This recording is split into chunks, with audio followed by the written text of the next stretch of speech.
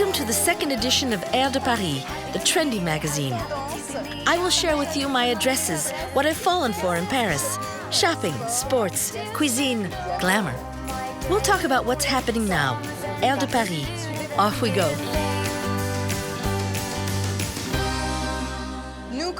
We start our day just outside Paris, at Chantilly, the capital of equestrian sport. Here we discover the elegant and refined world of Longines watches. Delighted to meet you. So tell me about the Longines company. How long has it been in existence? Longines is a Swiss brand founded in 1832. We're located in a small village in the Swiss Jura called Saint-Imier. We've been present in equestrian sport since 1878 and were timekeepers of the New York race courses in 1881. We're also present in the greatest show jumping competitions, endurance races, and of course, flat racing events. The Longines slogan is "Elegance is an attitude."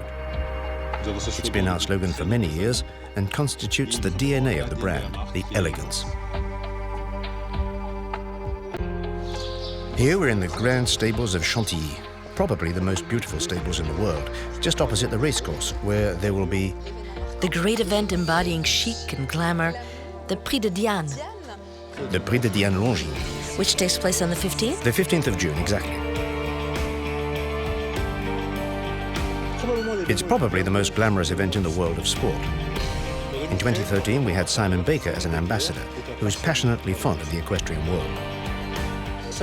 This year, we'll have the surprise to count on the presence of one of our great lady ambassadors. But that's a secret. For the moment. During the Longines Prix de Diane, we will be launching this year the model Conquest Classic.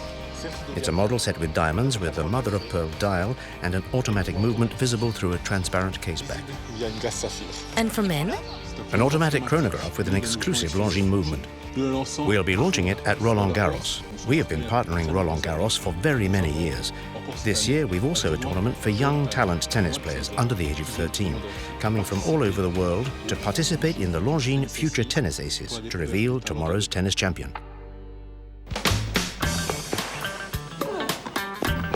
So, let's stay at Roland Garros and see in concrete terms how the site will evolve.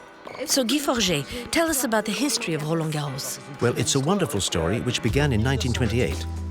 It's an extraordinary tournament, the biggest one on clay courts, and the second of the 4 Grand Slam tournaments. We have 460,000 spectators during the tournament. It's broadcast to nearly 3 billion television viewers worldwide in 200 countries.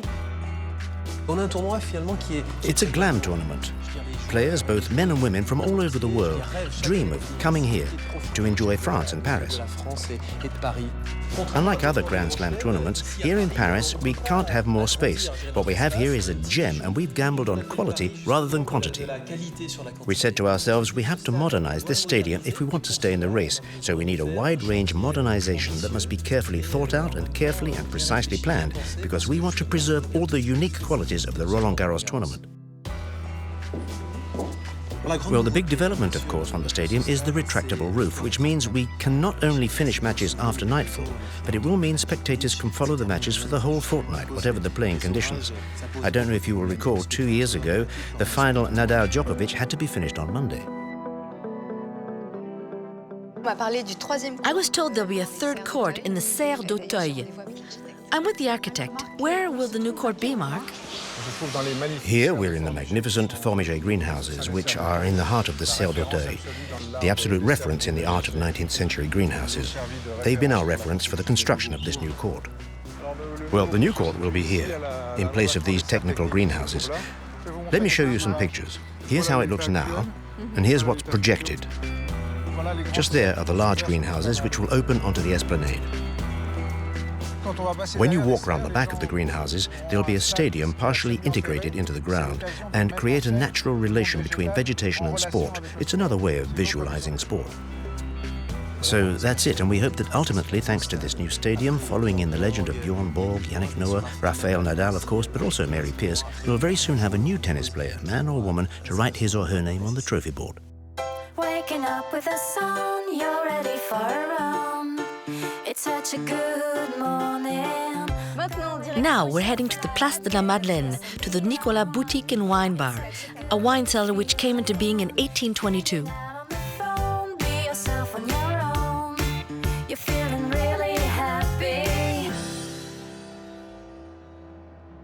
Welcome to Nicolas Madeleine. Our shop is set out over 300 square meters, over 3 stories devoted to wine and the art of living. How many shops do you have in Paris? We have 140 shops in Paris where we offer 1,400 different wines, champagnes and spirits.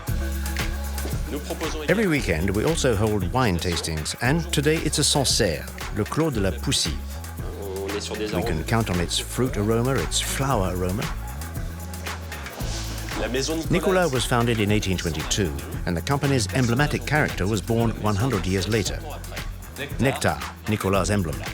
So here we are in a very beautiful vaulted cellar with exposed stone. In this cellar, we present all the greatest French wines, like Lafite Rothschild. We have a Magnum of Petrus 1986. It's a great wine that's just reaching maturity. It's a delight. I was lucky enough to taste a Petrus. What a great pleasure it was. Remember, in the wine bar, you can taste any wine on display in the shop or in the Great Wine Cellar. The first floor is all about the wine bar concept. Yes, it's a concept that Nicolas has decided to revive at the Madeleine and at the Cours Saint-Émilion in Bercy. The concept focuses on product freshness, on seasonal freshness. Hello, I'm going to have a medium rare entrecôte steak and a glass of red wine. Yes, I can suggest a Châteauneuf-du-Pape, Domaine des Fines Roches, which marries both strength and delicacy and goes perfectly with steak. Thank you. Thank you. See you again soon. Thank you. Thank you and goodbye. Bye.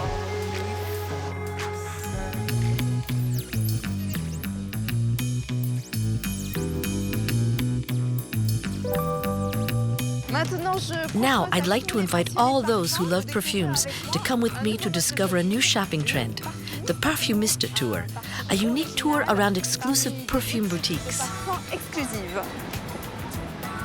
Let's start with the Jovois boutique, dedicated to rare perfumes, which offers 80 different brands. Hello, François.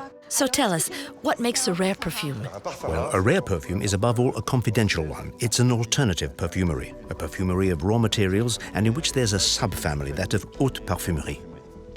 So, olfactive studio is a merging of the visual and the olfactory. For the first time, photographers are meeting perfume creators, and quite literally, the perfumer is inspired by the work of art. He feels it.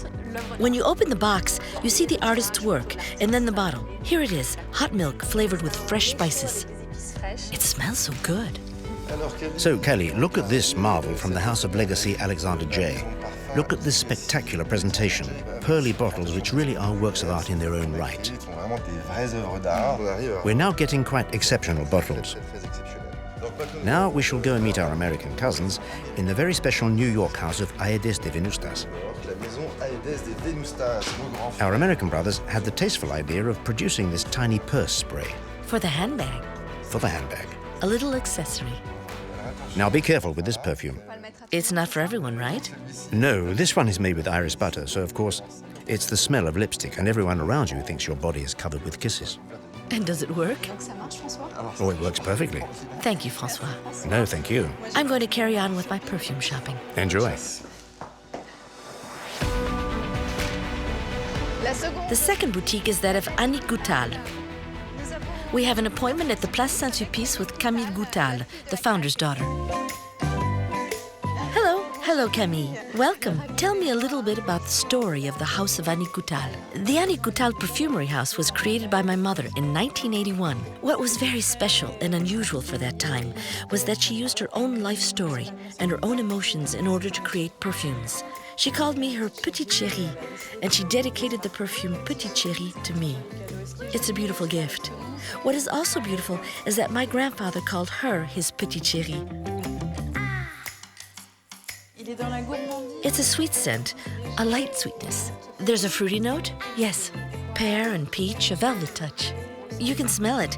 And there's the hit of the collection, I believe. It's L'Eau d'Adrien. L'Eau d'Adrien is a perfume for both men and women. She was inspired by Marguerite Yourcenat's book, Mémoire d'Adrien. Each perfume has a story.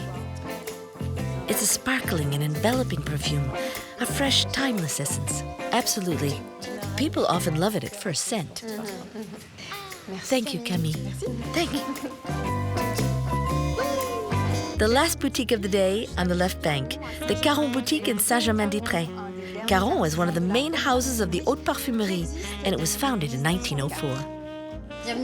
Welcome to Caron and our beautiful Boulevard Saint-Germain shop. Here you will see our famous perfume fountains, unique to Caron. The customer's chosen bottle can be filled straight from the fountain with names to dream by. Names like Tabac Blond, En Avion, N'aimez que moi.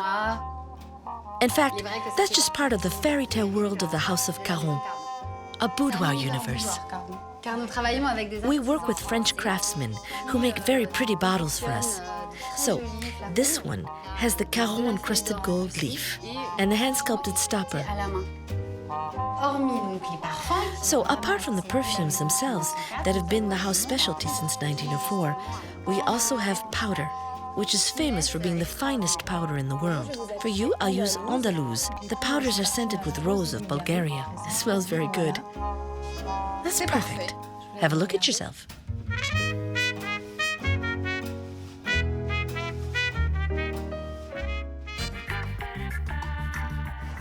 Last visit of the day, a mystery tasting near the Bastille, in a place where the name says it all, the Dream Workshop.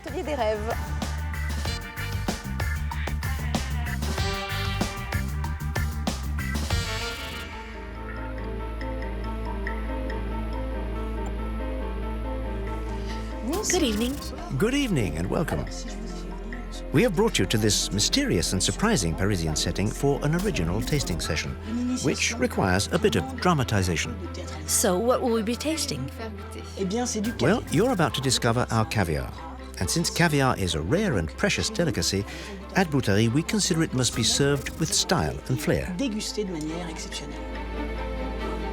I suggest you slip on our gold tasting ring, gold being the only metal that does not alter the flavor of caviar. You will enjoy our caviar à la royale, the way the Tsar's tasters used to do it. You always taste caviar in two phases, so the palate gets used to the salt. It's delicious. And even better the second time. It's always a magic moment. To fully appreciate caviar, you must take your time. It is the epitome of celebration, and it's even much more than that. As written by Toussaint Sama, caviar represents a dream. Ah yeah! J'adore Paris. Moi aussi. See you soon for our third edition.